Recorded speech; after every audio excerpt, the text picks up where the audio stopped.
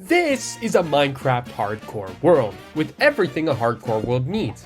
A nice starter base, some storage, a mine, an enchantment table, a pit where I keep hundreds of villagers captive, an iron farm that doesn't really work, a sugarcane farm... Wait, hold on a minute, go back. Yes, you heard that right. I have a pit with hundreds of villagers that I keep captive. Why? Why treat the Villagers. this way? Why? Because fuck them, that's why. And you may be asking, why am I showing you this? If you haven't guessed already, this is my Minecraft hardcore world. And I'm going to be doing some crazy things in the future, so it's probably a good idea that you guys subscribe so you don't miss out. Anyways, back to the villager pit. This is what I like to call the pit. I keep all the villagers from my breeder down here, but it's getting a little crowded. And it looks like they're having too much fun. Look at them, gossiping and whatnot, enjoying themselves. Can't be having that. And I think I have just the idea. My plan is to make a villager trading hall, all contained within a single chunk, going all the way down to bedrock, complete with all villager professions, a way to cure them to lower their prices, and overall just be the craziest trading hall you've ever seen. All in hardcore Minecraft. Welcome to my hardcore world. Time to give you guys a little quick tour around. Now, the elephant in the room. I don't have the footage from when I first created the world. And there's a reason for that. That's because I didn't think it was interesting. Definitely not because all the footage corrupted and it's gone. Just anyways, here's the pit that you heard so much about in the intro. Now you may be thinking, why am I keeping the villagers down there? Well, let's read the sign to find out. Yep, you guys read that right. Many racist villagers reside in that pit. That's why I keep them in there. Obviously, I don't have the trading hall set up just yet, so this is where I'm doing my trading for now. Down here I got a bunch of villagers, so let's go do some trades. Cool, now let's go check out the pit. I have this glass here so none of them can escape. Crude, I know, but effective. In here, this is where we keep the villager sex offender registry. As you can see, very full lot of files in here. Got a little signboard thing here to announce the daily news for all the villagers in here. You ever heard of a villager sex offender before? Yeah, that's right, because they're all in this pit and not in the open world. Got this little water elevator thingy to get back up. The villagers can't go through it though, don't worry. A lot of obsessive rambling later. Alright, time to start mining out the chunk under the pit for the trading hall. This is gonna take a long damn time.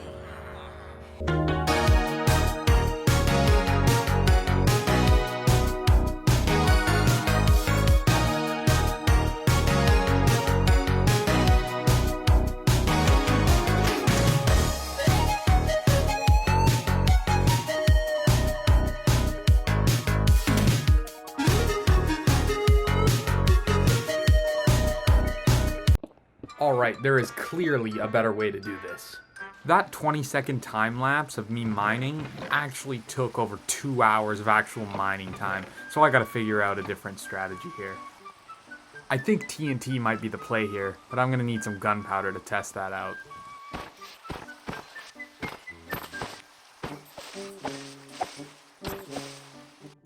Good, now time to see if this will work. Okay, so what's the damage done from one piece of TNT? Let's just see that first. Not as much as I need. Let's try multiple at once, see if that makes a difference. That's a lot better, actually. I'm thinking this is the play right here. So after a lot of thinking, it looks like a simple gunpowder farm is going to be the best way to get this chunk cleared out. It is going to take a lot of effort and resources, but far less time and effort than what it would take to clear out this entire thing by hand. So yeah, that's what we're going to do here. I'm not going to show you guys me collecting all the materials, so let's skip to when I am starting the farm.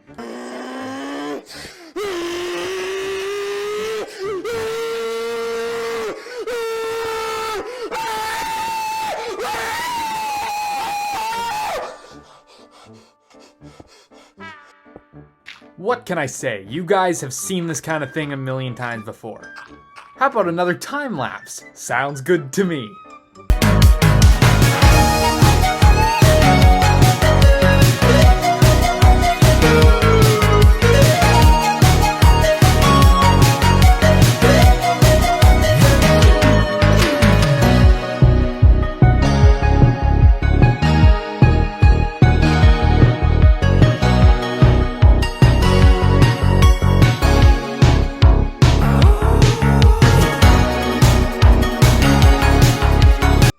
farm's finally done. It actually didn't take me too long. And as you can see, creepers are slowly but surely falling in. So we are collecting gunpowder. I'm just gonna pretty it up a bit first, and then I'll AFK for a while. Okay, now that this is all nice and decorated, now I can AFK for a good while, a long time. Alright, so it's time to finally start blasting. This is gonna take many hours, but far fewer than it would have taken to mine this out anyways, so... yeah, let's see what one kind of line of TNT will do.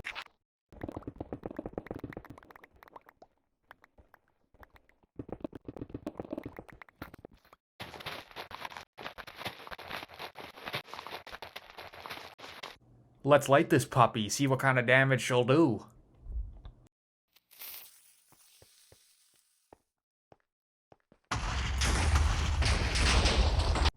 Now that was a lot of damage. This'll do nicely. Should get this cleared out quickly and effectively. Well, not quickly, but quicker. A lot of TNT and mining later. And finally, we're done. Whew, for Pete's sake, that took me like, what, 3.5 hours? But finally it's done. We're finally mined it out. So without further ado, time to start building the trading facility.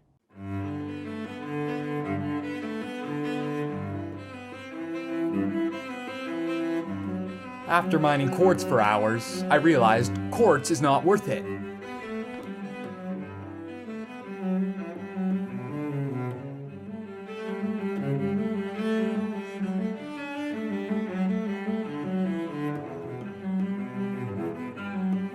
I decided to make a different floor for each villager profession. Fun fact, did you know this took over 8 hours to build? Subscribe, please.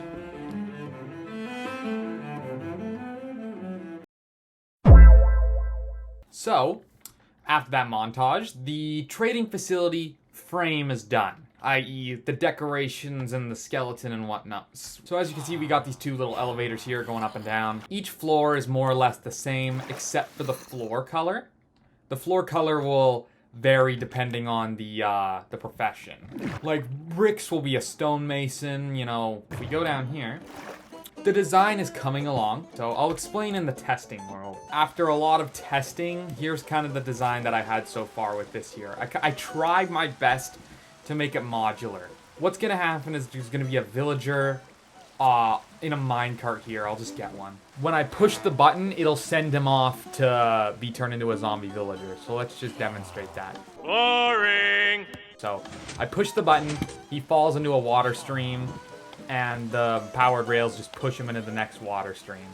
Now, the main issue with this is that it's kind of slow. There will be one zombie per level, so all the villagers on a level will use the same zombie. So it'll push him into into the tripwire here, which will activate the piston and stop him, so he can be turned into a zombie villager here. You know. Bruh. Anyways, when the tripwire gets activated, it activates just a pulse extender here. I mean, that's the best. I'm not too savvy with redstone, but that's the best I could do.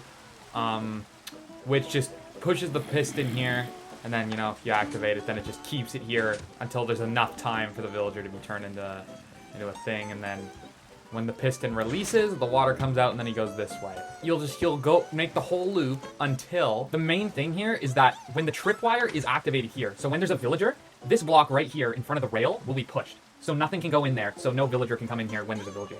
But, seeing as there's only going to be one villager out at a time, when the tripwire is not in, this piston pushes out and a water stream opens up to the rails. So, if I just demonstrate with me in it, this will be open, and then he'll be able to come right in here up to the powered rails, which will put him right back up where he started.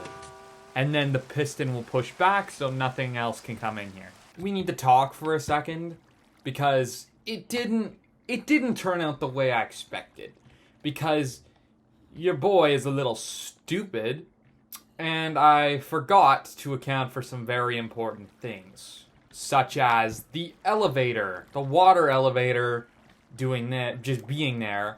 So I had to go around it, and that caused a lot of design problems. Those were just a few of the many real-world design flaws that I found in my thing. You know, originally, I wasn't even going to use the tripwires. I was just going to use pistons to drop them down. I wasn't going to use rails, but villagers are temperamental, and real life kind of sucks. So, you know, fun. And it wouldn't be such an issue, but for some reason I decided to make it the entire thing. So I counted, and there's like 28, 29 levels. So I have to do this like 30 times. So the first level, from my knowledge at this point, is fully functional and operational. The zombie is over there. We're all good. Everything's good. I'm just gonna finish up the first level, get all the villagers down there, make sure it works, and then I'll complete the rest in another video or off camera. The center of this video will just be the first level. 8 villagers. I still need 7 more. Time to collect those other 7 villagers. Okay, so I have 1, 2, 3, 4, 5. I need 2 more from the breeder. That's what I need.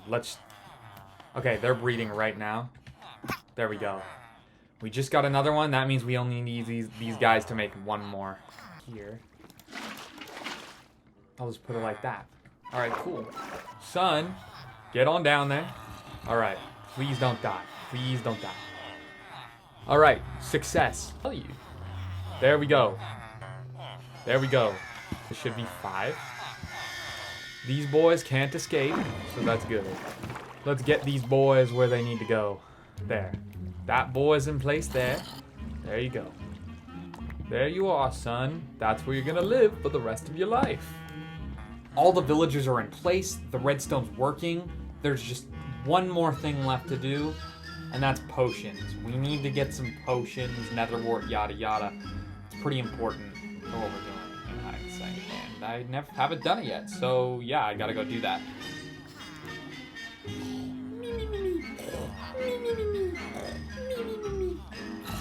So, time to dump my inventory, and then go to the nether.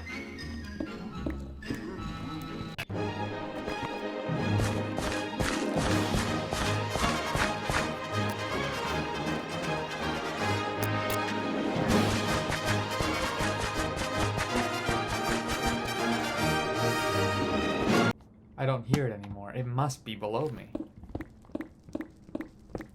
Roll. Right there.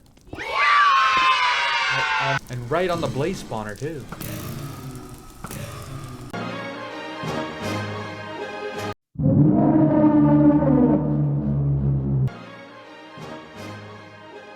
You can't really tell from the time lapse, but I did go find a second fortress that did have netherwort.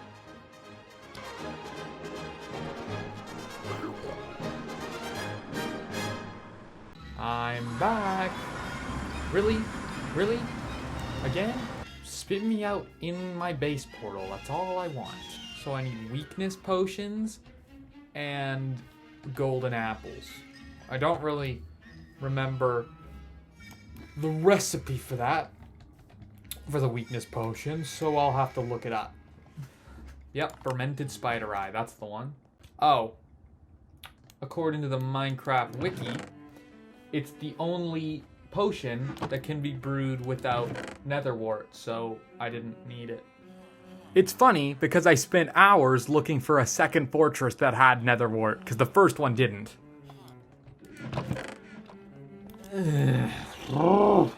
Alright, that should be everything I need then.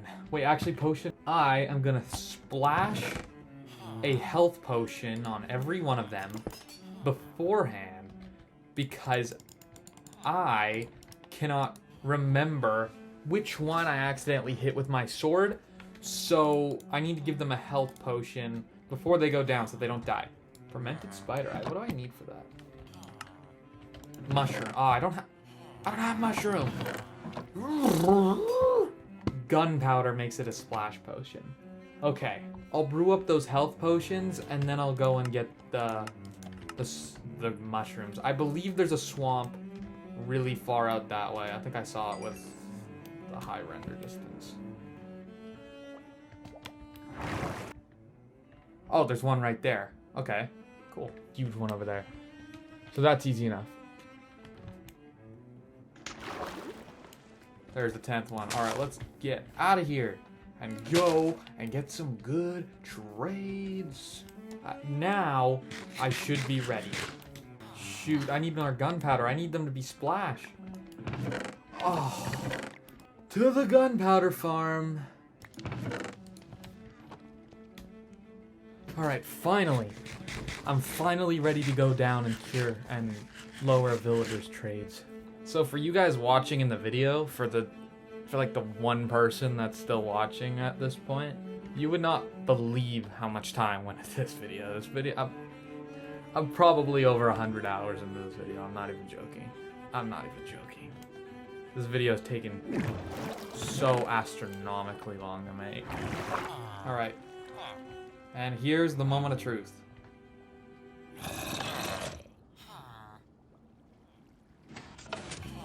What? Why is he not attacking him? Yo. So you're gonna attack me, but not him. Really? You, sir, have been slated to die and then be resurrected. Ding, ding, ding, ding, ding, ding, ding. Are you kidding me? So what? The button's on the wrong side, isn't it? That's what it is. You better... Why aren't you hitting him? He's hitting me. He's hitting me. You know what? I'm quitting the game and restarting it. I'm restarting it. That's how garbage this is. Okay, so basically, that last bit of footage, the reason why there was a cut there is because a lot of my footage corrupted, about like 20 minutes worth, and that's when I ended up finishing this, or more or less fixing the problems, you know. So long story short, for some reason the zombie's path tracing was locking onto me, and he wanted to kill me instead of the villager, so that's why it wasn't working. I ended up getting that fixed by just, you know, not being down there when it happened. And then the villager, as you can see from, I believe it's this one, as you can see, his prices are somewhat reduced. So that works. So yeah, that's about it. And I am literally at my breaking point because villagers are the bane of my existence, literally. So that's gonna be it for today's episode. So if you enjoyed, thanks so much for watching, and subscribe.